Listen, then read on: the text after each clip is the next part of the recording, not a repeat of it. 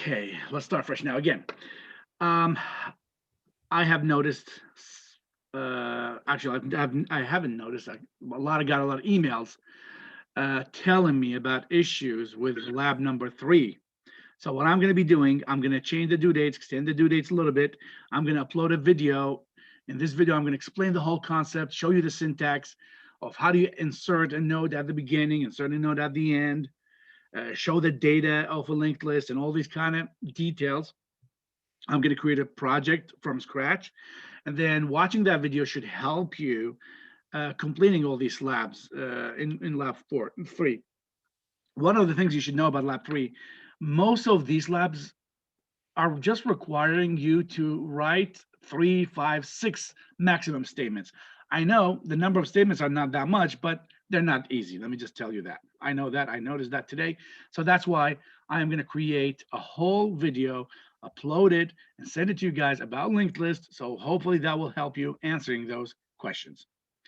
So that will be the first part that I wanted to mention, talk about. Now, the second part is the midterm exam. Next week is the last week before the spring break. The midterm exam is available, and I prefer for you guys to have that exam and before the spring break. So for now, we'll say that on this coming Wednesday, we'll have the midterm exam, and the midterm exam, the format and all the details, I'll also send them on Friday. But just to give you an idea, that exam is not going to be like using ZY books.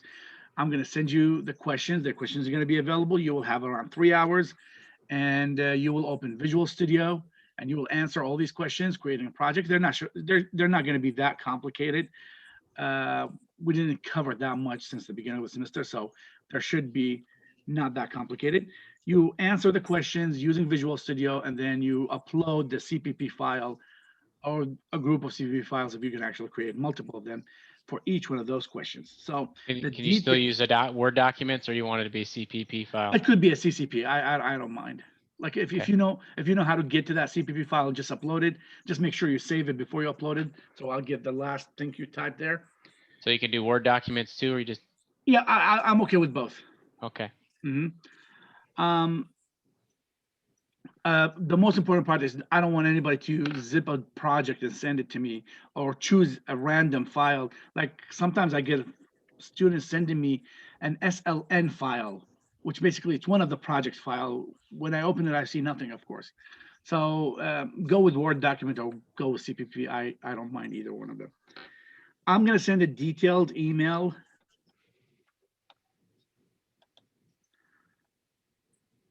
Okay, so well, here is what we can do. I just got a message about could we have it after spring break?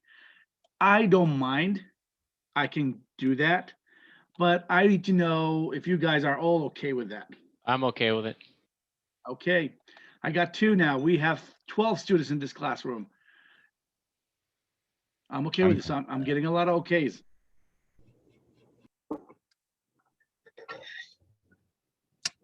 Okay, it looks like everybody wants it to be after spring break. Okay, so it will be after spring break, but here's the deal. I'm also gonna send you a message about that exam to have an idea. So if you want to get ready during spring break.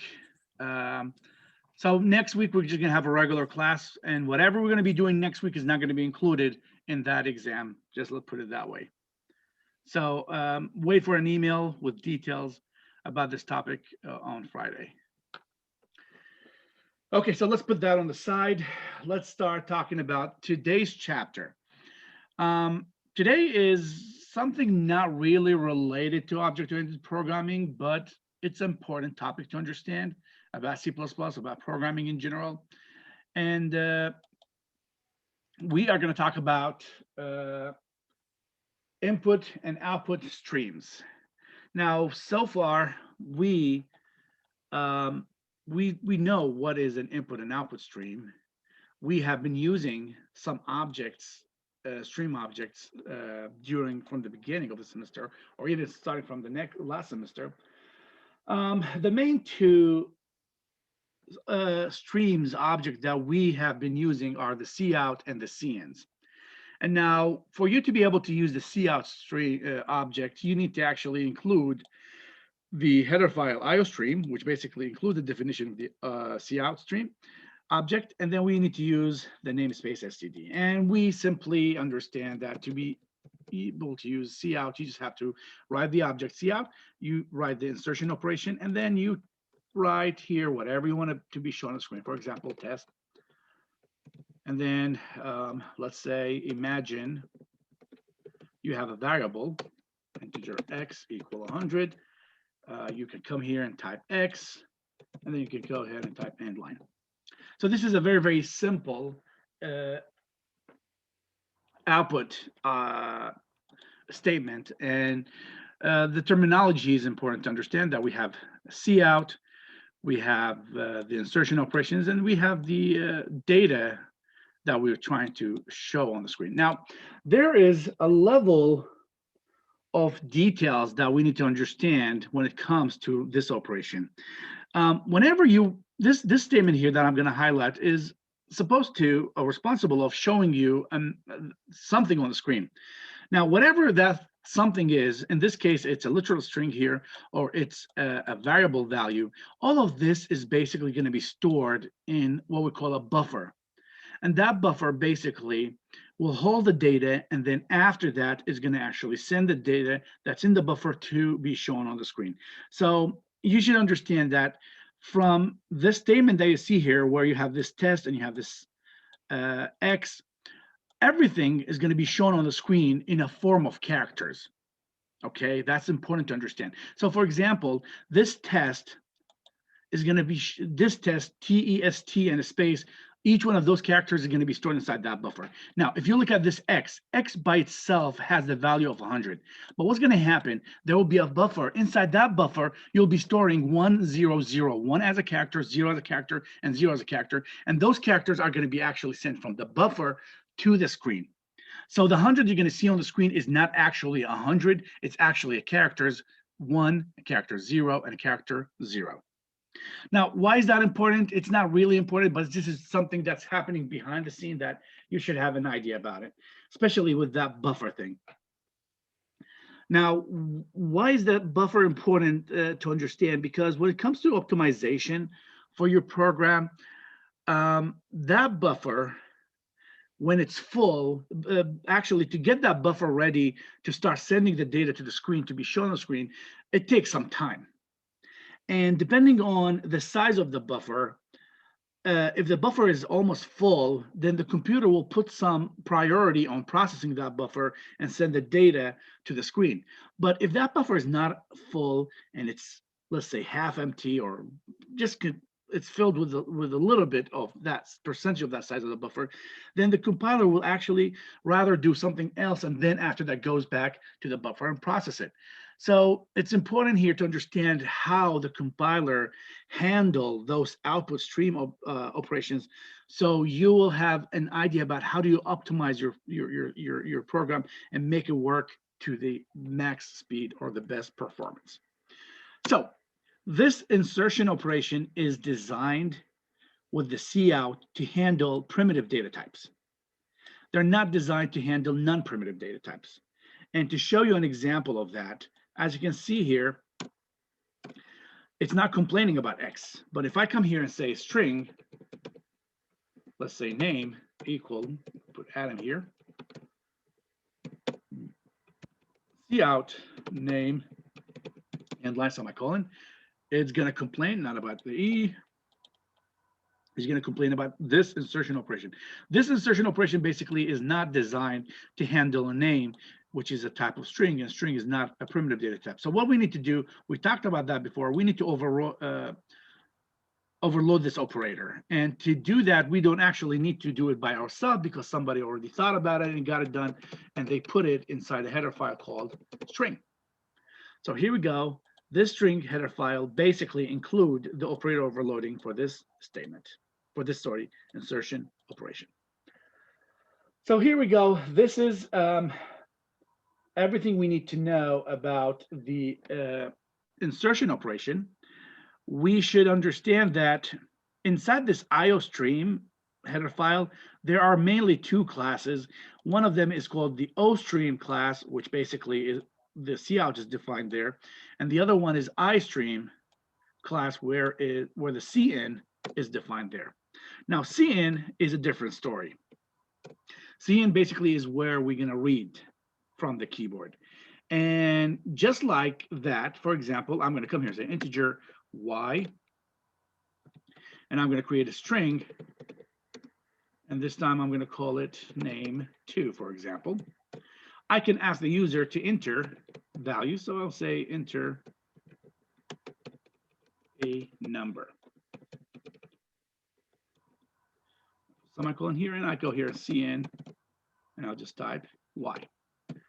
So here we go. This is what we call extraction operation. This is the cin, which is an iStream object. I'm using it to read from the keyboard. Now, just like we had a buffer here, we do have a buffer here as well. And the buffer that we have with the cin is going to hold everything you enter from the keyboard, and then is going to start assigning them to the variables that you're trying to read. So when you type something on the keyboard, whatever you're going to type is going to be sent to the buffer, and then the buffer is going to take them and assign them to the right variable. So for example, I'm going to go here and do cin, and I can come here and say cout. Let's, for example, enter a name. And then cin name. And this is name2, sorry. Okay. Now, this is, again, how does it work? The most important part that you need to understand about cin, just like how the insertion operation didn't work with the variable string, and we had to include the header file string for that, same thing will be applied with the cin and extraction operation and the variable name2 here. So we need to override this operator to be able to read a string. So that will be something to understand. Now, we talked about this before, and probably this is going to be a problem. And let me show you that. Cout, let's just, for example, show y, and then let me put a space, and let me show name2 and line semicolon. Let's look at the problem that we have here. I'm going to run it. Then I'm going to share my console window. So here's the 100 and Adam. Okay, let's go ahead and enter a number. I will say 200. Enter a name. Well, that actually worked with no problem. Okay, this is not where I think I have the problem. Let me show you where is the problem. Let me go back here. If I want to have a space here, if I want to read the name with a space, we said cin would not be the good choice to go with. We have a get line function that we can use, but I don't want to get into that part. But again, if I want to read a name that includes a space, we should use a get line. Now, the point that I want you to pay attention to here is, what if, and let me just do it here. What if I have two variables here? Let's say y1 and y2. And here, I'm going to ask you to enter a number. Let's say y1. And let me copy this. I'm going to put it here and enter y2. And in this area here, show me y1, for example, plus y2. Okay, I'm trying to enter y1 plus y2. Now, here's how it works. This is what you need to understand. I'm going to run it just to show you what's going to happen. I'm going to run it multiple times. So enter a number, I will say, for example, 10, enter another number, 20, enter a name, Adam, and you can see here 30, no problems. Let's go back to the code, and I'm going to do something a little bit different.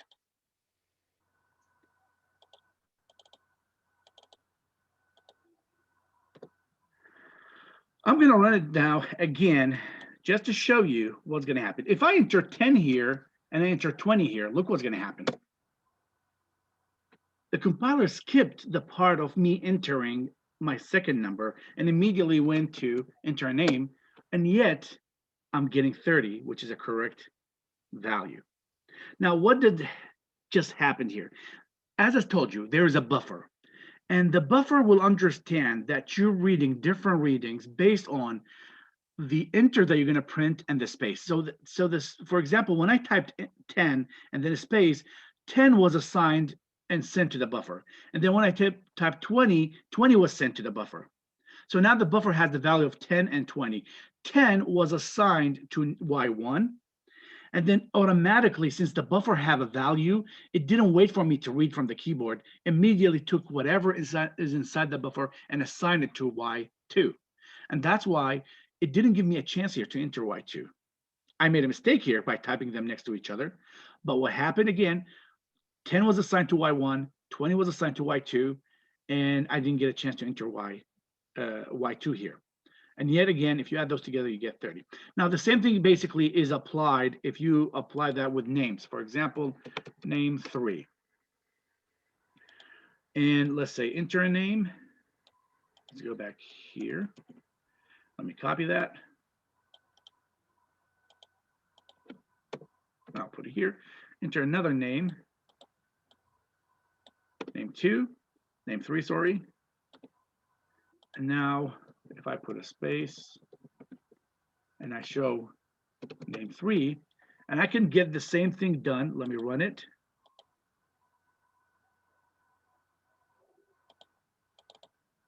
Okay, so I'm going to enter a number 12 and let's say 13. And now I'm going to enter names. So I'm going to go Adam and then John. And you can see here, it gave me enter a name, which basically I'm supposed to enter the second name, but it didn't give me that chance. And now this is name 2 and this is name 3. As you can see here, I got those 2 values.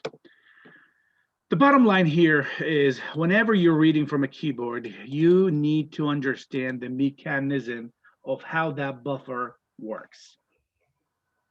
That's extremely important.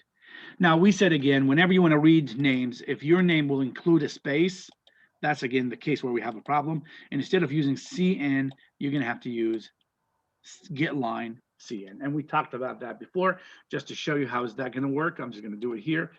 Get line CN, comma, name 2. That way, if I entered a name with a space between them, then the whole thing is going to be assigned to name 2. Okay. Now, this is something we already know, but we just added something a little bit about the buffer. We need to understand how that buffer work. Now we're going to be moving on to another topic, which again, I believe I mentioned that one time before, but this is the following topic I'm going to be talking about is basically how do I control or how do I format my output. Now, let's just go ahead and start with this. To be able to format the outputs, and formatting the output, basically, this is going to be applied especially with numbers. We need to include a header file called IO manipulate. Okay, let's see, IO, not IP.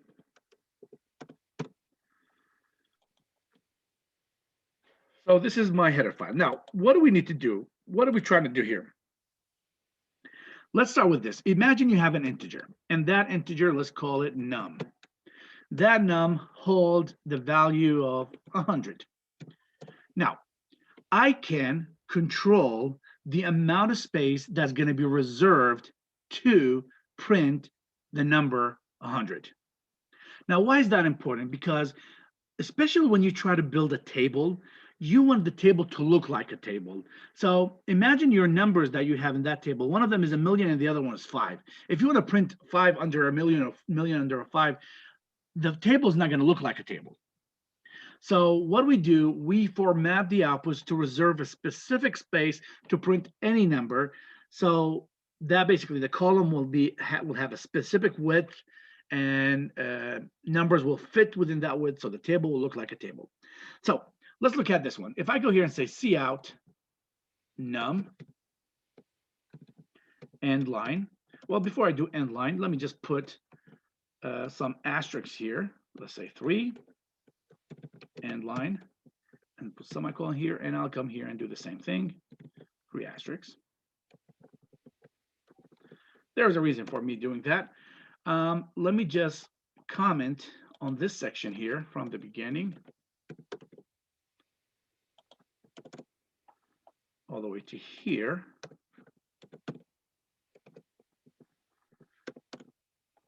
So let's go ahead and give this a try. Now, you can guess what's going to be printed on screen. Here it is. As you can see here, 100. So let's go back to Visual Studio. And let's start thinking about formatting. And what I can do here to format my my integer here, I can come here and say set W, and I'll put a value of, let's say, 8. This basically means I'm reserving 8 spaces to print the value of num1. Now you should understand something. If I have more than 8 digits here, then the compiler will totally ignore this this command here. So let's see here. What's going to happen if I set the width to be 8? Let me run it. Let me show you the results. And here it is. So 8 spaces were reserved for this integer to be printed. So if you count from here, I'm guessing how many spaces do I have? 1, 2, 3, 4, 5. And add those 3 to it so you get the 8 space reserved for that space. Let me take those asterisks because they're basically not helping.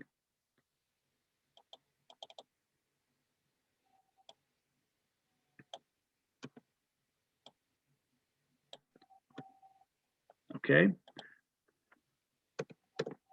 Let me give this a run again. And let me share it with you. And here it is. You can see here that this is my number, 8 reserved spaces, and the number is going to be to the right. Now, of course, I have control over this number. If I don't want it to be to the right, I can make it to the left. And this is what I'm going to do. Let me just go back to Visual Studio. I can come here and say left. And just to give you an idea here, I'm just going to come at this point and print 1 asterisk. Now, if I run the project again,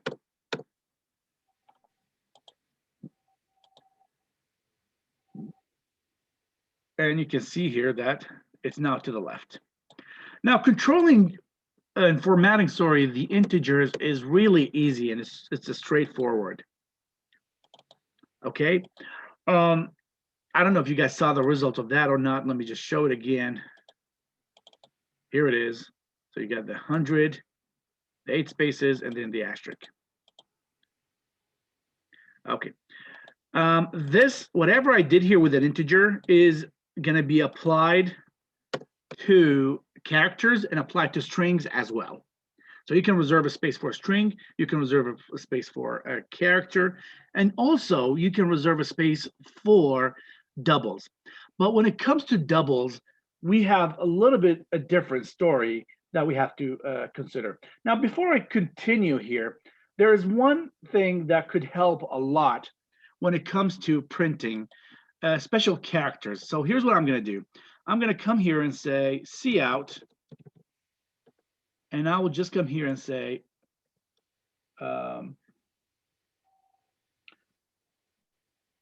set fill. So set fill.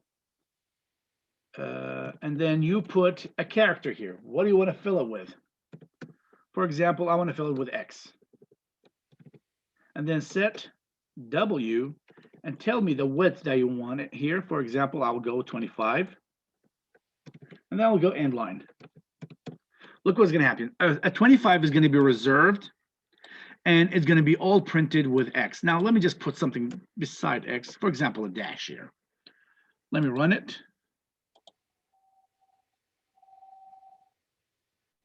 Oops, that didn't work. Let me see. Let me go back. For some reason, that didn't work. I think I missed a space here. Something like that. Yep, you need to put a character here, something. So nothing actually is going to be printed here. Let me just run it again.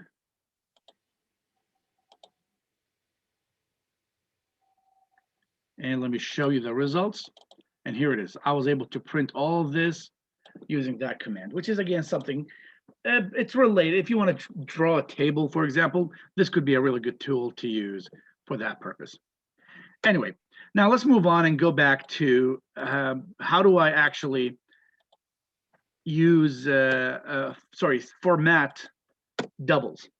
Now, when it comes to doubles, we have a lot of rules that we have to follow. So I'm going to go ahead and give you here an example, num2, for example.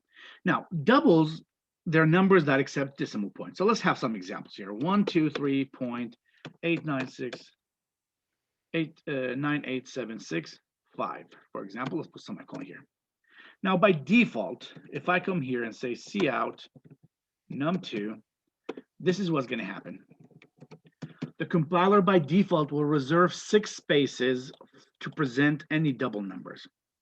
With integers, no. If the number has 10 digits, then 10 digits is going to be reserved. If the number has 1 digit, then 1 digit is going to be reserved.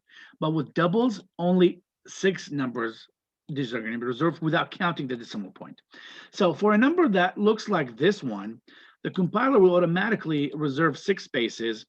And because I have 6 here, it's going to be rounded up. So I'm going to get 123.988. Let's give this a try and see what's going to happen. Let me show you the results. And here it is, 988. Okay, now let's go back. What if the number that I have here was way too big for 6 digits? Something like that. If that's the case, the compiler will automatically convert this number from this presentation to what we call scientific presentation. And scientific presentation basically means you're going to have a digit dot 2 digits or a number of digits multiplied by 10 to the power of something. The compiler will do the conversion for you automatically, and you'll be able to see the results for it. So let me show it right now. And you can see it here. So those are my 6 digits. 1.23899. And then 1, 2, 3, 4, 5, 6. Yep. Multiplied by this E plus basically means 10 to the power of 14. Okay. Now, what if the number was too small? Something like this.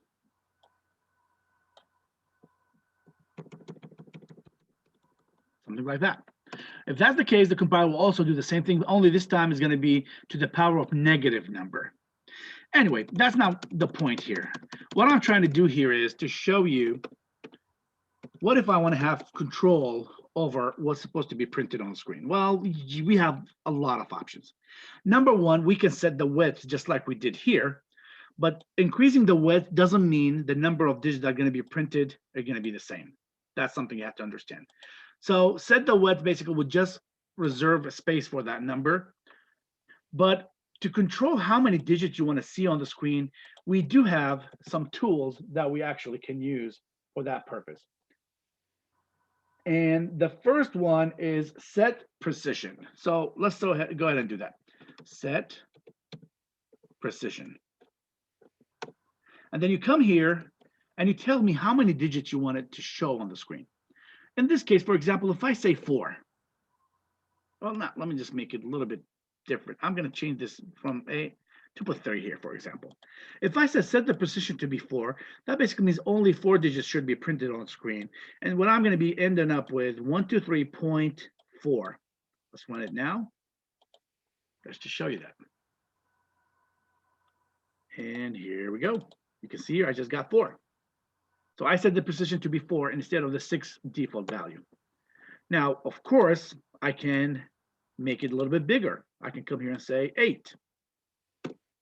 And now if I got 8 here, that basically means I'm going to get 8 digits. So that basically means I will see the number, as you can see here, it's going to be 123.38747. Okay, so that's how it works.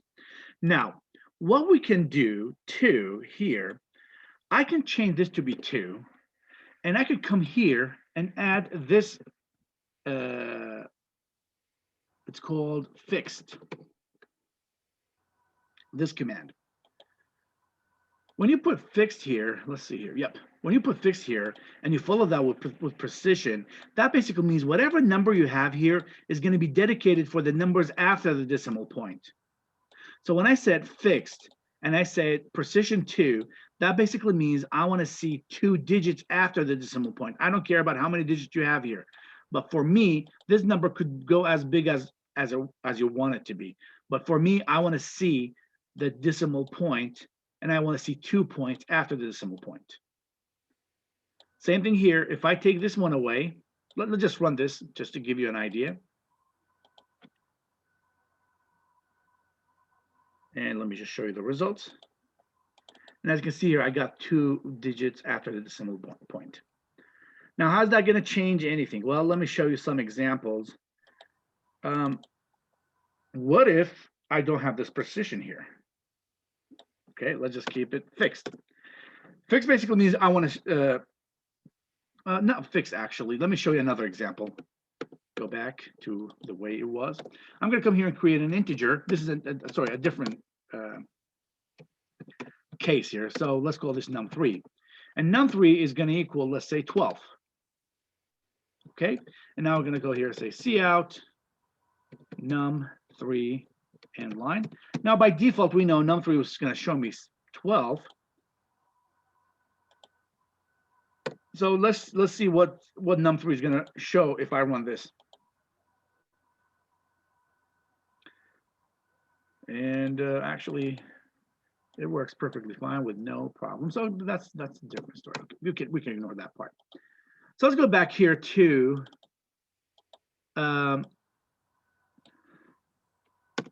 this example here. So we have fixed and we have set precision, and I can come here and say set W, and I can reserve a space for, let's say, 15.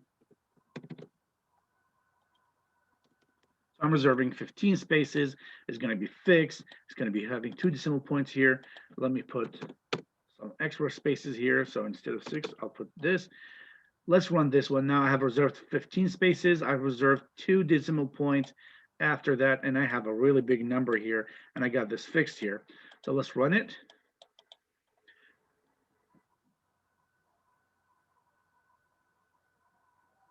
Okay, it's actually showing me, I don't know where is this coming from. I think it's related to what we have at the top here. Okay, it's still taking the top here. So this, I should be able to take this out. Don't worry about those dots, but what you have to worry about this part. You see here, I was able to see the whole number with 2 decimal points after that. And then I got this space here reserved for that number. Those dots, those dashes, I think there's something coming from this one from the top. Okay, so this is again how we format our outputs. It's important to understand how do you format an integer and how do you format a double. And with doubles, we usually use fixed, set precision. In addition to that, we of course have more options. We have what we call scientific. You can actually convert the number to scientific like manually by yourself if you want to. And we have something called show points, just in case you have a number that doesn't have a decimal point, it will show it as a decimal point. And that's pretty much it. We do have one special, this end line that we've been talking about a lot during the semester. This is this tool basically, as we know, is going to go to the next line, but also it will clean the buffer. So if the buffer has any value after you show an end line, it's going to just clean it up. And we also have another tool called flush, which also clean the buffer without going to the new line. Okay, so now I'm going to be talking about something. It might be new to some of you guys. And that is what we call a string stream. Now, what is a string stream? Well, a string stream is an object that we can use to process strings. And it comes with a lot of methods which are very, very helpful. So I'm going to show you how does it work and those methods, and then you'll start thinking about a lot of applications that you can actually use this object with. So to be able to use a stream string, you have to include a header file called s-stream. So it's an s-stream, so string stream. Now, what we need to do, we come here, for example, let's create a string. And this string I will call it test. And this test will have, let's say, 3 words. I will go, for example, test, well, just put names. Adam, Steve, 100, something like that. Okay, so this is my string, which contains those 3 words. What I can do, I'm going to create now what we call a string stream. And to do that, we need to start by typing the class name. The class name is a little bit long. I string stream, like that. And then you create the object. My object, for example, I will just call it my SS. Okay. And then what I'm going to do here, which again, this is one of the options that we have, I'm going to come here and type test. So now I have an string stream object, and inside this string stream object, I'm passing test as an argument for the argument constructor. That's what we're going to do at the beginning. Now, here's what I can do, and I want you to pay attention to this. I can come here and say string, for example, name 1, name 2, and then semicolon, I'll go integer num 10, for example. Okay, now what I can do, I can read those elements, those strings here from my SS object. And the idea here is very simple. My SS, just like how we do using extraction operator, and type name 1. And do the same thing here, my SS name 2, and then my SS num 10. So what did I do here? Basically, I'm reading those 3 strings and I'm assigning them to num1, num2, and integer. Now remember here, look at this. Even though I'm reading it as it's supposed to be a string, but I am able to store it inside an integer. It has to be digits here for you to be able to do that. So this is, again, how this object actually works. Now, if I come here, I can show them on the screen. Just going with a cout, name 1, space, name 2, space, and then num 10, and put in line here. So here we go. This is how we actually use the iStream object. Now, what we can do, we can have a for loop that we're going to go and read all these strings and assign them to values, and we can have a counter, and that counter will tell you how many characters, sorry, how many words you have in that string. That's an application here that we can use. Is that all? No, actually, we do have a lot of other applications we can actually do here. This is me reading from a string. I can read from, let's say, a keyboard and assign it to an object of string. So what can we do here? Let me just make sure that I got my example here right. I do have an example, and let me just, I'll have to open it to be able to copy and paste it.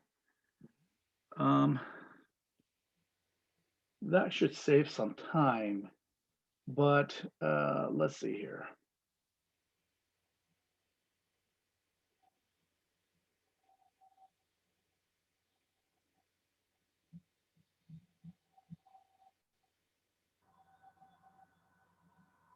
Oh yeah.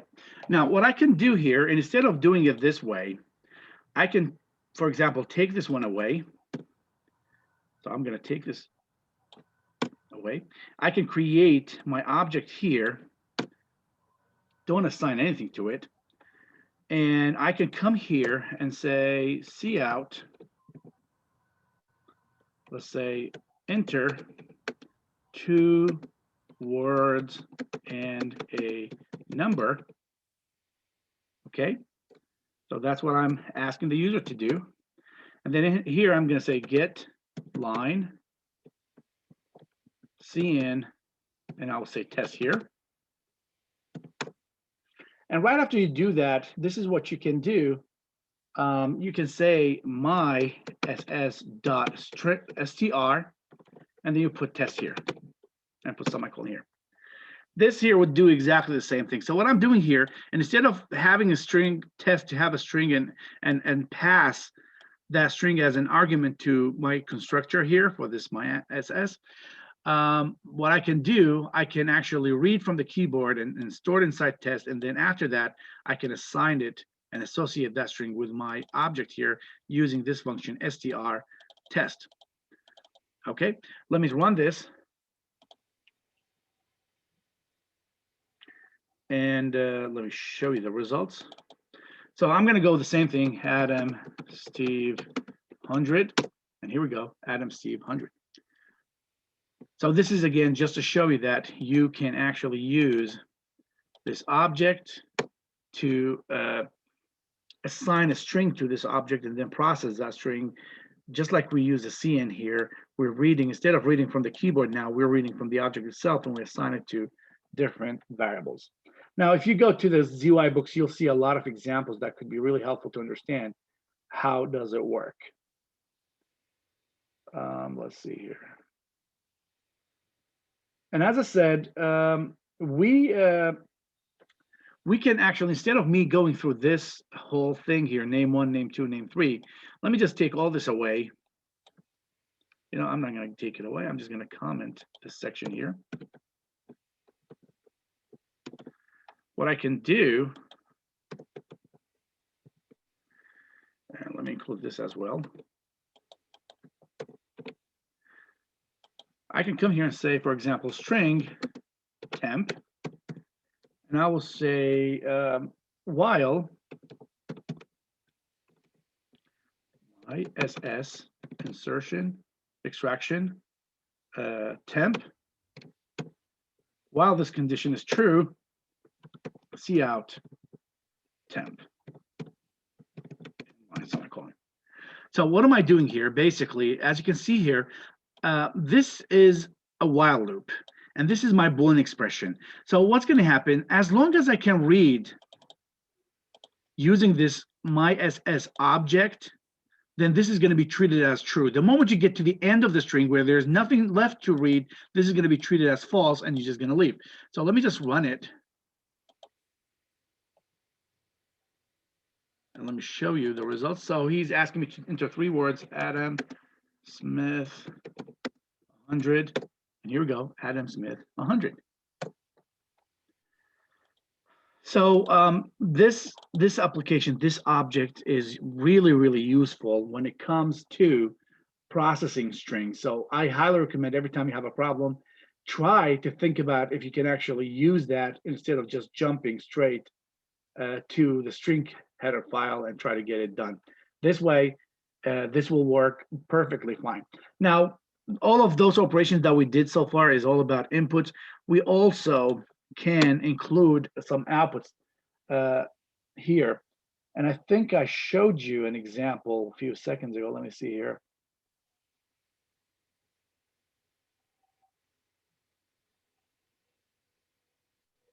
Okay. We also can do this. Imagine I'm going to come here and create another object. This time I'm going to call it my ST object. And let's imagine I do have 3 strings. String, you know what? Let me just copy those strings here. String 1 and 2 and num. And I'm going to actually ask the user to enter those values one by one. So I got string num1, num2, integer num 10. And here I'm just going to go cin, and cin. So I'm asking the user to enter those values. Here's what I can do. I can come here and say my st, and I type extraction operator, just like cout, and I'll type name1 space name2 space num10 end line semicolon. So what let me see, why is he complaining about this here?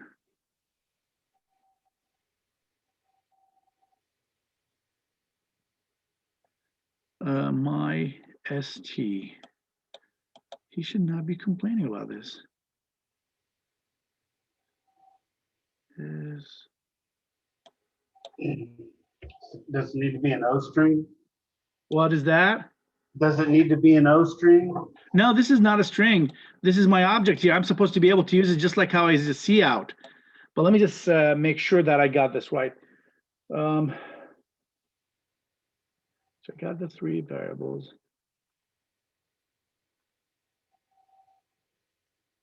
It should work. Oh, my bad, my bad. I need to change this. Instead of I stream, this is input, it's supposed to be O stream. I forgot that part. So whatever I did here, it's all input operations. So I had this I stream string. This time it's supposed to be output operators, so it's O stream string. So here it is. This is just like I'm treating it as a C out.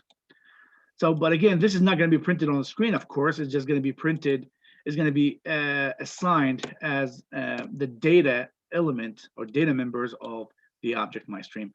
Of course, look what I can do here. I can come here and say C out my st.str end line semicolon. So this part is going to take all these three values and assign them to my st. This is going to convert it to a string to be printed on the screen.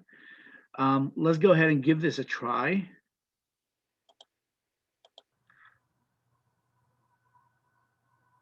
And the first thing he's going to ask me about the three words. So DDD, RRR, 12. You can see them out. Now he's asking me for two strings. So I got ER, TE, and then there's a number, I believe 98. And you can see here, they're all printed on the screen. So they're back as a part of that string. So this is mostly everything you need to know about the O string stream, and the I string stream. You can treat it just like you treat a C in and C out operator, but they only worked with the string data types. Actually, not string data types, but you get the idea. Whatever you're going to assign to it is going to be treated as string, but when you read it, for example, you can assign it to numbers if you want. And that's the second part, or the third part of the lecture of today. We talked about how do we use the C out and C in general. We talked about the buffer, and then we talked about formatting. And then after that, we talked about the string stream object, and we said we have two types of them.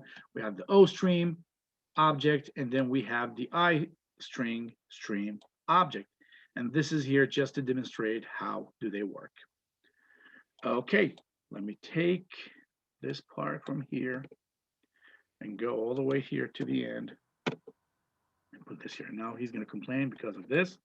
Let's take that out and let's go here. Now, since we're talking about input-output operations, we also need to understand how do we perform reading from files and writing to files. Now, this is a really, really fundamental concept when it comes to programming. Whatever you're reading or writing from the keyboard or to the monitor, those information are going to be live and available for you to use as long as your program is executing. The moment your program is terminated, all this data is going to be gone. The program is going to be wiped out from the memory, and all the related data is going to be wiped out from the memory. So what we like to do usually is whenever you have results of running any program, you want to save a copy in your permanent storage device. For example, your hard drives or your SSDs or your CD-ROM or whatever you want to store it. So you're going to keep a hard copy of the data and the information that you have. And then when you terminate your program and you turn off your computer, you come back next day, all the data that you have will be available so you can use it with no problems. So how do we perform input-output operations? Well, the idea is very simple. Number one, you need to include a header file for that. We included a lot of header files today. It's called file stream. So look at this. We have input output stream. We have the S string for string, and then we have file stream. So let's talk about how do we, let's say, write to a file. Oh, sorry, how do we read from a file? Let's start with that. Here's what I'm going to do. To be able to read from a file, the file that you're going to read from is necessary, it should be available for you to read from. And since that's the case, you have options. If you know where is your file, you can write the full path, and the operating system will be able to go and read from that file. But reading and writing the full path will basically, you get hit with a lot of difficulties, especially when writing the path, the right path, the backslashes, the double backslashes. So it's a really long story. So what we like to do, I actually going to show you now. I'm not sure if you guys can see this window, but I'm just going to show it. I opened the project file. Here's where my project is. I'm going to come here and create a new file, text file, for example. In this text file, I'm going to write Adam Smith 100. So this is my file. Now, let me save it. Let me close it. Let me change the name. I will just call it my data. Okay, so now I have a file called my data within the same project. And if you open the project, let me see here. I don't know if you guys see it, but here's the file. Adam Smith 100. Okay, let's move back to the Visual Studio. And now we know for sure that we have a file there. And we know for sure that we have some data there.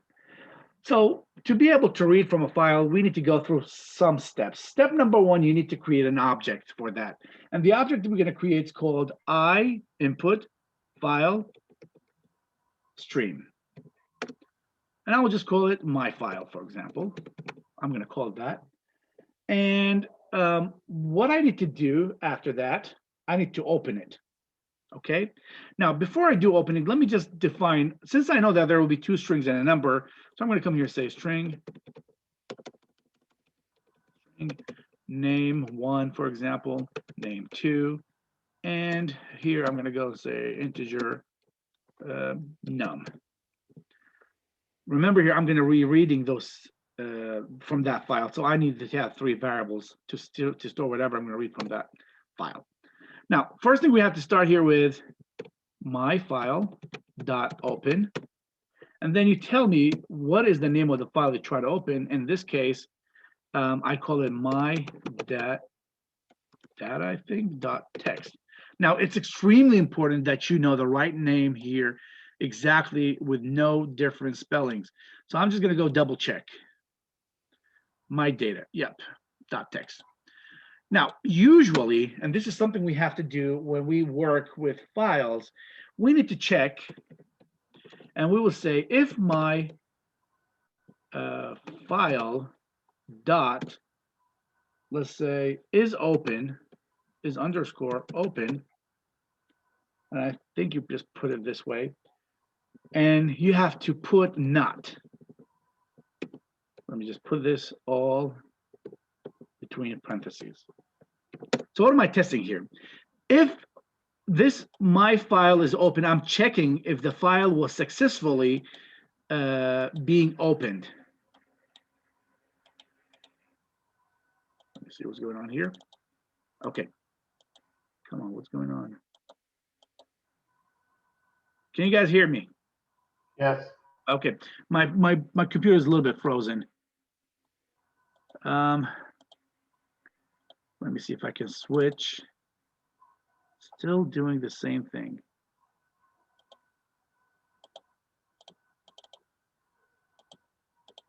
My Visual Studio is not responding.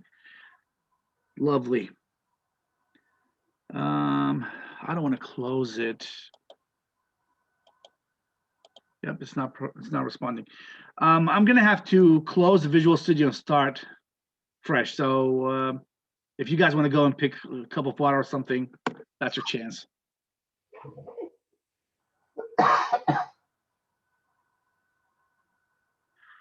Okay, where is it? Here it is.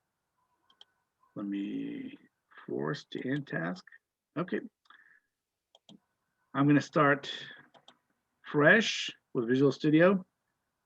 Hopefully I can get back to the same file.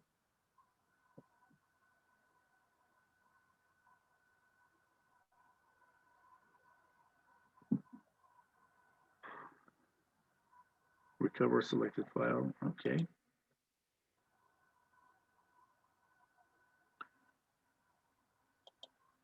Okay, so we didn't lose that much. Now is he complaining about this part? Yeah, of course, because I have this semicolon here. Okay, let's go ahead and start. I created two strings. So string and name 1, name 2, and then integer num 5 or 4. Okay, and then after that, we said you're gonna have to open that file. So my file dot open, and we said you have to tell me the name of the file. It has to be a string, double quotations. So my data dot text. Then after that, we said you're gonna have to check and see if you were successfully being able to open that file. Usually, you may not be able to open the file if you write the name of the file wrong, or the file was protected by the operating system. You know, sometimes there are files that you're not supposed to read it, open it, or do anything to it. So what are we going to do here? We're going to say my file dot is open. So I'm checking if it's open. So if it was open, that basically there's no problems, but I have to navigate it here. So that basically means, use the not operator. That basically means I'm checking if the file, if I couldn't open the file. If that's the case, you're just gonna have to say cout error. Then you just say return 1. Return 1 basically here means that we're gonna terminate the program and we're gonna send a message to the operating system to tell the operating system that something went wrong. Hopefully this is not gonna be true at all. Is there any way you can show your screen? Oh, so sorry. Thank you. Okay, here we go. This is the part I opened the file and then I tested here for if I was able to open it or not. Now I'm checking just in case I couldn't open it for any reason. I'm going to show an error message. Then the program is going to be terminated by this return statement, and that return statement is going to return 1. And this 1 is going to be returned to the operating system as an indication that something went wrong. Okay, now if I pass this test with no problems, all I have to do here is to type the following: name 1. Let's say insertion operation. And I will just say, not name 1, sorry, my bad. It's my file. And then name 1. And then I can do the same thing here, my file. Name 2. And then my file, num 5. Then after that, I can show them on the screen. I think I do have it here. Let me just copy this. And I can show them on the screen by typing cout. And then this is going to be num 5. And I can go here and type end line. So remember here, the values of name 1 and name 2 and num 5 are going to be read from the file. So let's see here. I remember I typed Adam Smith and I think it was 50 or 57. I don't remember. And here it is, Adam Smith 100. Now, of course, I forgot to do something here, which is very, very important. Right after you're done with reading your file and the object, you have to close it. So my file dot close. This is important to do. You need to close your file after you're done. And that's how simple we can read from a file. Now, this file could contain multiple types of information, multiple types of data, a lot of records. So you can read them as much as you want. Now, having a variable for every single element in that file doesn't make that much of sense. So what I can do the following. I can come here and let me just comment this section here.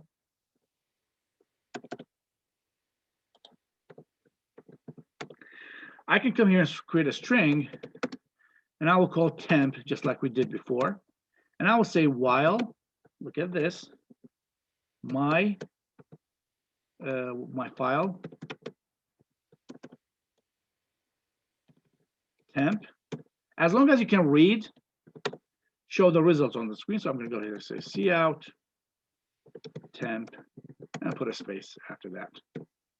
So now if my file contains 10 million words, I'll be able to read those 10 million words and print them on the screen together instead of having 10 million variables. But again, whenever you read from a file, it's a good idea actually to have an idea about what you have in that file before you start reading from it. This is one way to get the job done, or I can do this. Let me just run it to show you the results. Of course, I forgot to put an end line. So you can see here, Adam Smith 100, and then press any key to continue. Okay, now there's another way to get the same results. Let me just come here and say cout end line semicolon. I can read from here, Control C. And I can come here and say, let's put semicolon. And in this area, I'm just going to say dot end of file. So I will say, as long as this is not, come on, again. You guys can hear me, right? Yeah. My computer is frozen again. Good Lord. I've had that problem with pretty much every Windows app lately. I just ordered a computer, a laptop, a new one.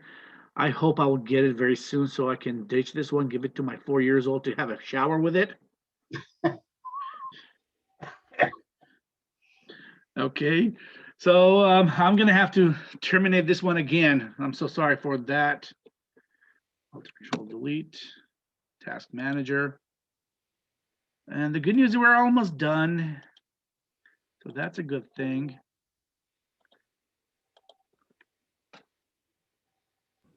What kind of computer are you getting? Dell, it's a gaming laptop. Woohoo.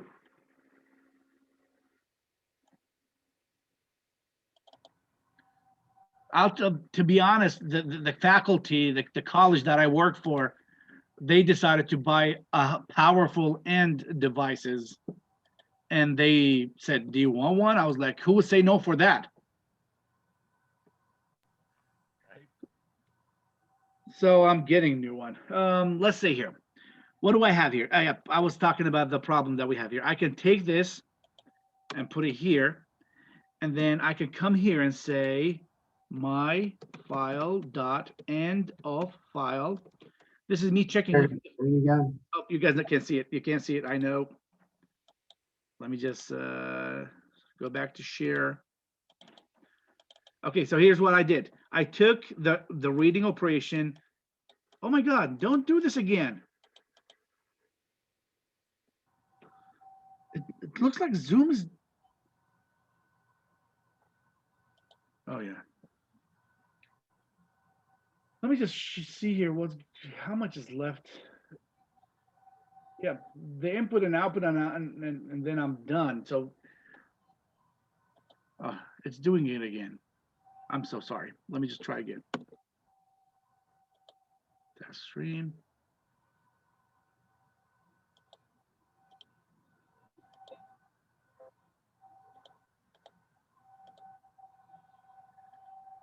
One last time. The only part left here is for me to show you how do you write to a file after reading from a file. So let me just go and share it.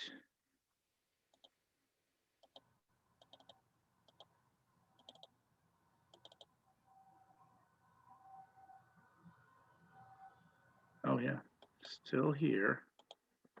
I'm going to be careful, extremely careful now. File, temp, semicolon. It looks like he doesn't like the fact that I'm using end of file.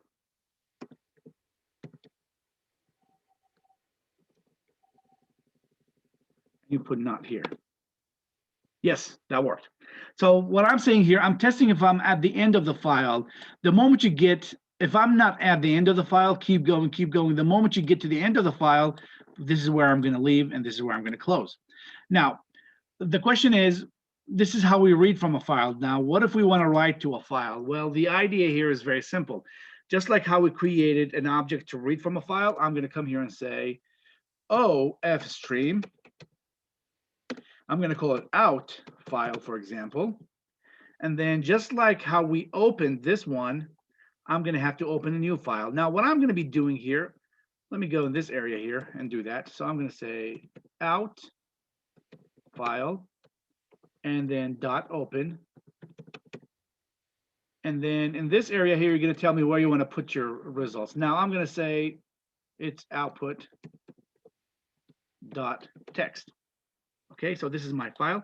Now, of course, just like how we closed this one, we need to close this one, which is out file.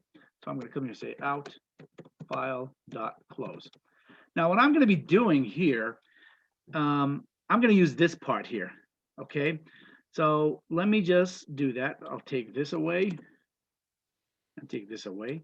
So in this area here, I am reading from the file, my file, name1, name2, name3. I'm going to comment this. Again. Okay, guys, it looks like I need to restart my system, which I'm not going to do. Let me just continue talking about it, and then you guys will understand. What I'm going to do here, the only part left for me to do is to replace this C out. Even I cannot highlight it. I cannot even zoom. What do you guys see, by the way? Do you see the Visual Studio frozen, right? Yes. Okay, so what I need to do here is just to replace this C out with this out file, and then all these variables that I wrote from the file, the first one, the my data text file, are going to be printed to that output files. Now, what do you do after that? If you go to the same folder where we stored the input file, you will find that the computer operating system created this output file and stored all the data there. And that's how you can read and write from a file. I'm going to stop at this point. And you guys will have a break, let's say for 10 minutes. And then after that, I will go back and look at the questions for this lab. And let me just remind you about something here. I'm going to post a video about lab number 3 on Friday. I am going to change the due dates for this lab and the previous lab.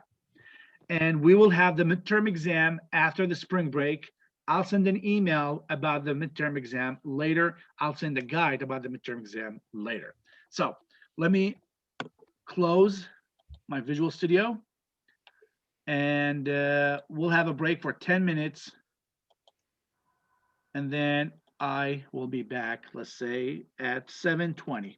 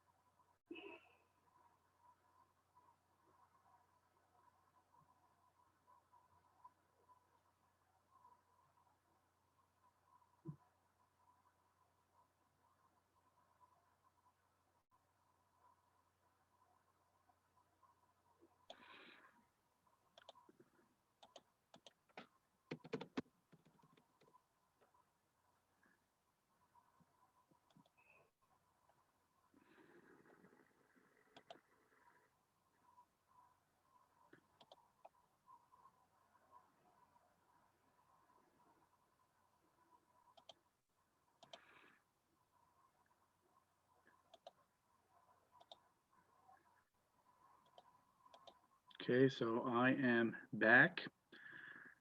A spring break on the first week of March. No, I think it's the second week of March. Let me just go and check. Yeah, I'm pretty sure it's the second week. Thanks. Okay, so let me share my screen. So today you got those 4 labs, I believe, that we have to complete for this one. I believe this one should not be as complicated as the first one, the lab 3. So you got those 3 data visualization. I like that. So let me just read the first one. What are we supposed to do here? We have complete the main to read data from an input, output the data per line. Each data format must be as followed. March 1, 1990. Any data not following that format is incorrect and it should be ignored. Okay, I see what's going on.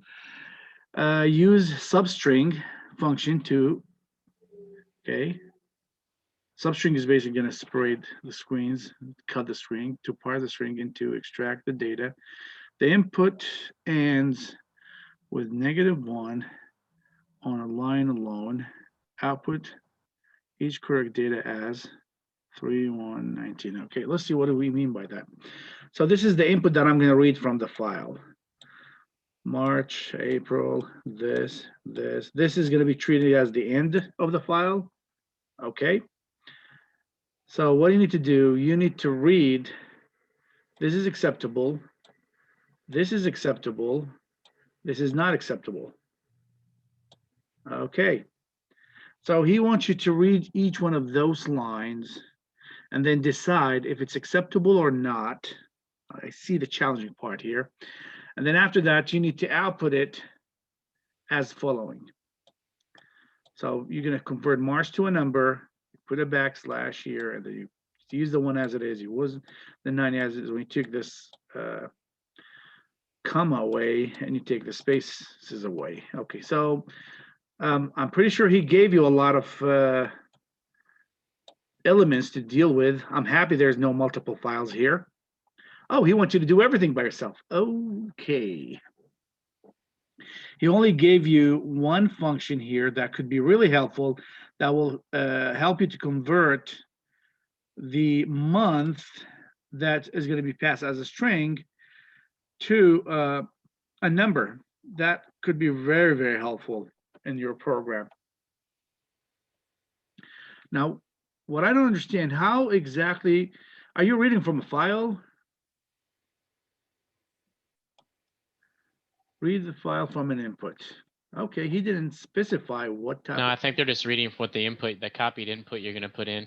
Oh, yeah. Up top, yeah. They're that you're one. just going to copy that input and put it in, and that's what they're reading from. Okay. Okay. And then you're going to have to read each one of those and process each one of those. Okay. It's doable. I just want to make sure that I understand the mechanism that he's looking for.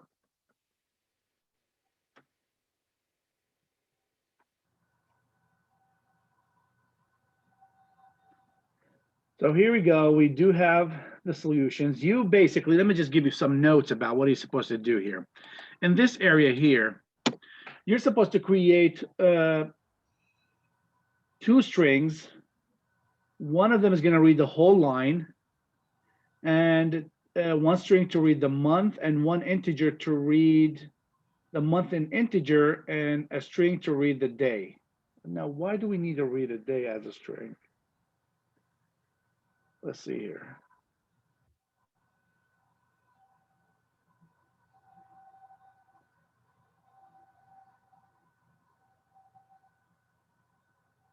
String line, as long as this line doesn't equal.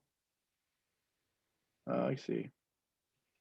There are multiple ways to answer this question, but the idea here is you are going to use getLine to read from the inputs, from the CN, okay? and each get line will read one of those lines. And then you're going to have to actually use, there are some functions could be really helpful here. You're going to have to find a way to check if the format is acceptable. And you're going to have to use substring to cut it.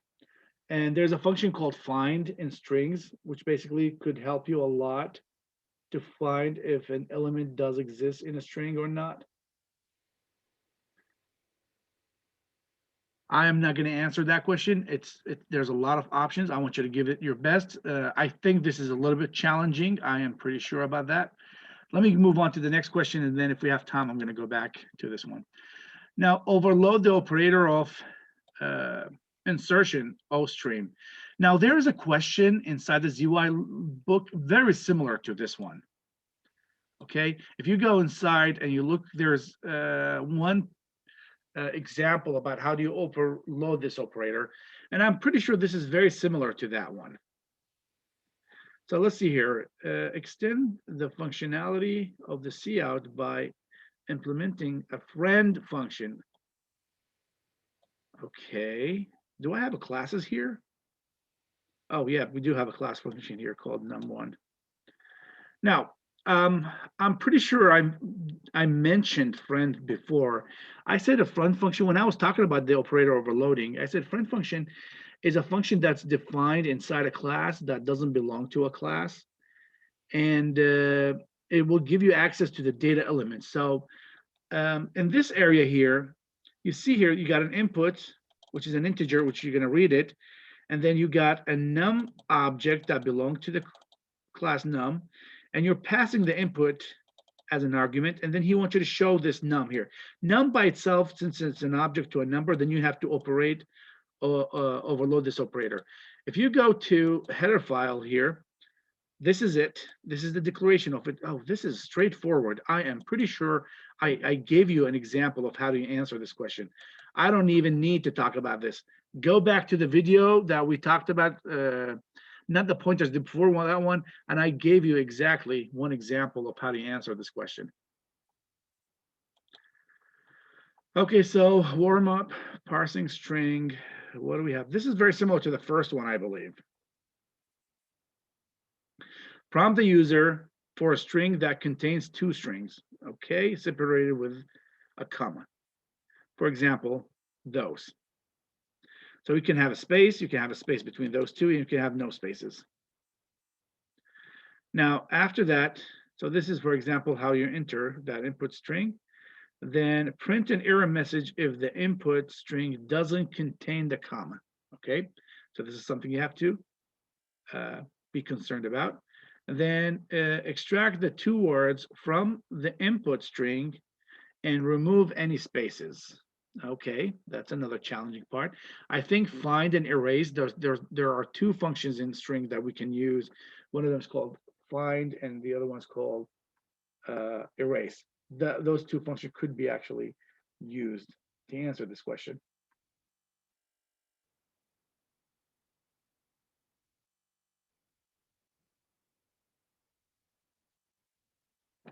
Okay. Using a loop, extend the program to handle multiple lines of inputs instead of one. Okay, that's also doable. It's a while, but how do you know you get to the end of it? Continue until the user enter Q. That's where you're going to stop. Okay. That's also, I think that's doable. It's not as complicated as the first one. Data visualization. Now let's see, what do we mean by visualization? What are you trying to do here? Prompt the user to enter a little for a data title of, sorry, for a data. Okay, I'll put the title. For example, enter the title for your data, number of novels authored. You entered number of data authors, okay. Prompt the user to enter for the headers of two columns. Oh, he wants you to write a table. This is where you're going to have to format it. So the headers of two columns, author name and number of novels. Okay. And then enter the data point -1 to stop the input. So here we go. You enter this. Okay. So you're going to keep going in that manner until you enter -1 to stop. If the entry has no comma, okay, that's an error. If the entry has more than one comma, that's an error. If the entry comma is not an, if the entry after the comma is not an integer, that's another type of errors. So here we go. Those are examples. This is not acceptable. This is not acceptable. This should be acceptable. And then the program should show the results printed like this. There's an example as well in the ZY books, very similar to this one. But you just need to understand here, you are going to have to use the set fill for this part, and then you're going to have to write this manually. And then for this part, you're going to set the width here, and you're going to set the width here. By default, this text file is going to be to the right. You need to set everything here to the left, and everything, just keep it normal to the right. This is also doable, not that complicated. Okay, so after that, he wants you to do this. For every single author, depending on the number, you're going to have to print it with asterisks, depending on how many novels that they have. I see the part, you print this, and then you have a for loop that will print this, and you print the name of the author, you have a for loop to print the asterisk. So this is also easy, or not complicated. Okay, so I can see that those 4 questions, I believe maybe only the first one could be a little bit challenging. Let me go back to the first one.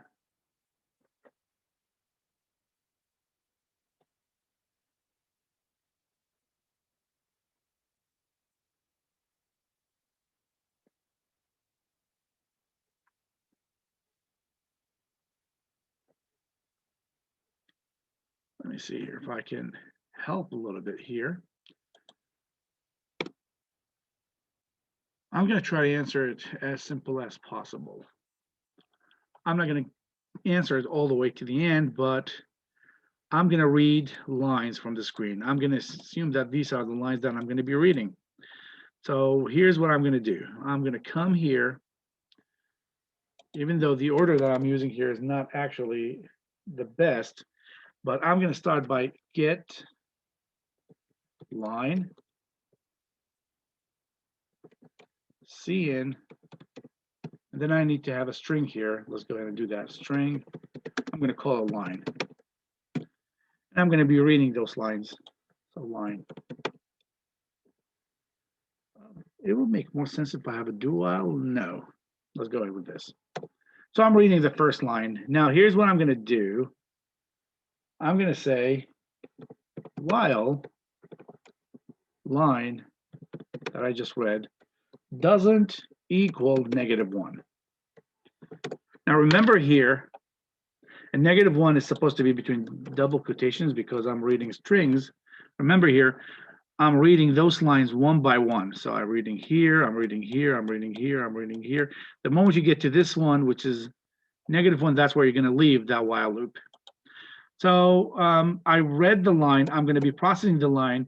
At the end of this while loop, which I forgot to close, I need to perform this get line again.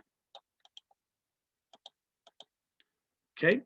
Now in this area, this is where I'm going to actually have to process the string. First of all, I need to make sure that the format is okay, is acceptable. And then after that, I need to figure out a way to print it in this format. Okay. So I need to create some variables here. I'm going to be reading a whole string, and that whole string basically contain a word of the month. So I need to create a string. We'll call it month, str. And then I'm going to have an integer. I will call it here. And I'll create another integer. I will call it month. And I'll call it integer. Okay. And do I need to have a year? I believe I need to have a year because the string will contain those 3 sections, the year and the month and the day.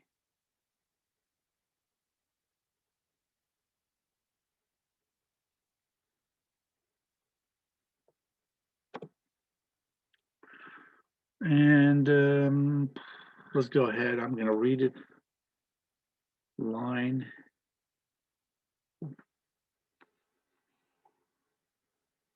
Should be a string as well. So I got the day. Sorry, yes, the day. So that's a string. Okay. Now I believe also I still need to have the year to be included as well. So I'm going to come here and create a string. Year. I'm reading a string. There's a month as a string. There's a day as a string. There's a year as a string. I need those three. Now, why do I need the integer month? Because I need to convert. Let's see here. This is going to convert to an integer. Yes. So I need to convert this month string from a string to be a number so I can use it in the printing process. Now, this is your part here. You're going to have to read that string and you're going to have to figure out how do you tell if the format is acceptable or not.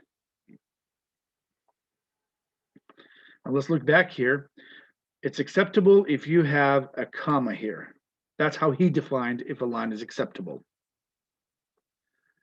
Okay, so read the data of the input, one data per line. Each data format must be as following. Any date not following that format is incorrect and should not be ignored. Use a substring to parse the string and extract the date. Okay, so that's the part where you're gonna have to think how to get that done. I'll leave that part to you. Just to give you some idea here, we have a group of functions. Let me just list them here. We have a function called find, a method called find, sorry. And we have a method called erase. And we have a method, let's say,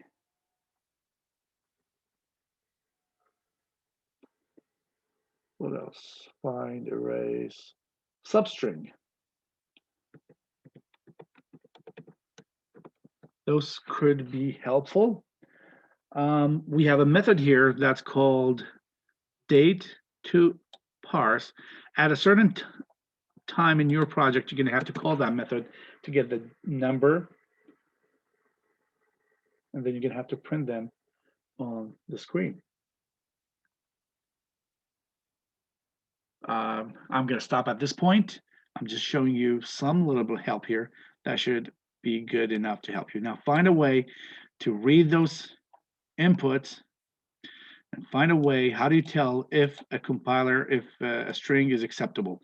Number one, you will have one word here, followed by a space, followed by another word that ends with a comma, and then you have another space, and then you have another word. Even though I'm saying there were numbers, but we're going to treat them as a string. So this is the acceptable format. How do you find out if a string is acceptable or not? That's basically how you do it.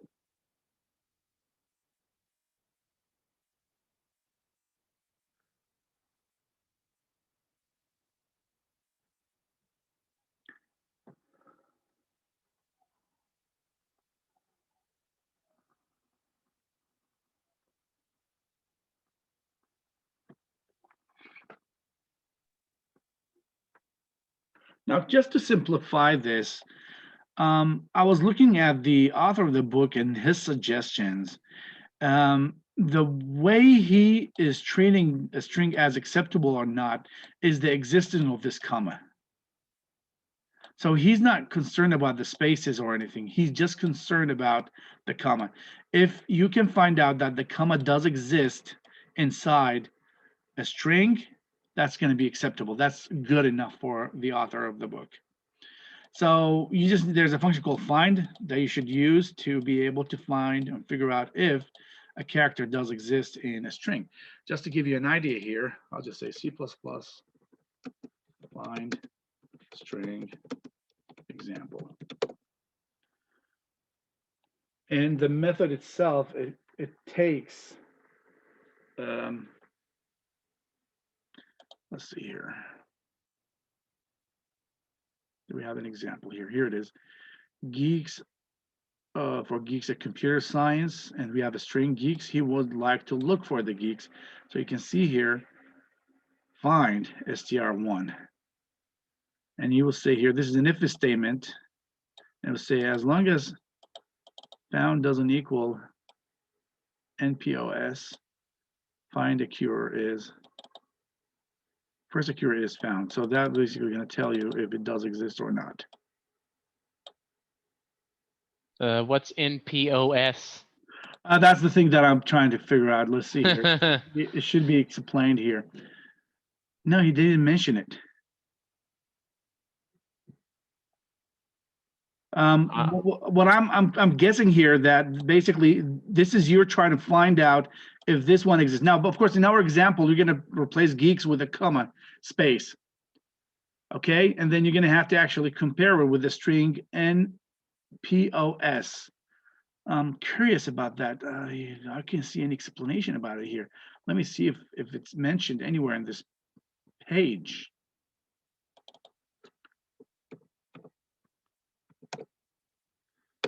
Only one time. The end pauses is And pause. find examples of that back if you go back to like the string section that we did at the beginning. It was mentioned there, right? Yes. What does this mean in this code? Let's see here. No position. No position, exactly. So basically, yeah, we just if found actually equal no position, that basically it doesn't exist. So in the example that we have, basically, if that's the case, what we need to do here is, that will be the first thing to do here is, I will just say if, let's open a curly brace and close it here. In this area, I'm just going to come here and say line dot find. I'll put double quotation, comma, space. I will just say doesn't equal string colon no position. Let's see here. That's correct. So I'm checking if that comma. Actually, no. This is the opposite of what I can. If line dot find not equal string not position. Oh, okay. So this is basically, if I say equal, that basically means it doesn't exist. This comma space doesn't exist. So I put not equal string no position. That basically means it does exist. So this is us testing if the line that I read contains a comma and a space. And if that's the case, then you continue with the process of cutting that string into pieces. You're gonna have to substring that line to extract the month, starting from index 0 all the way to find the first space. Usually find function will look for the first appearance of a string. In this case, he's looking for the first appearance of the comma space here. And if it does exist, it's going to continue with the process. If it doesn't exist, it's just going to skip it and go to the next read line. So for example, month string here, just to give you an idea, is going to equal line dot sub string. Now look what I'm going to do here. Substring usually takes two arguments. The first one is 0. The second one is the character that you want to stop at. And where I'm going to be stopping at, I'm going to stopping at line dot find, and I'll put a space here. So I'm going to start from the first character. Let's go back here, for example, to this example, the first character until I get to the first appearance of the space. Now, remember here, this is not going to be included in the cut. So I'm just going to be extracting March from that point. Of course, since I have March here, I need to convert that to a month integer. And how do I do that? I do have a function here. It's called data parser. So month equal data parser, and then you're gonna have to come here and put the month str here. And this is me extracting the month and converting it to a number, and now you're just gonna have to continue with the remain. Oh, I forgot to stop recording.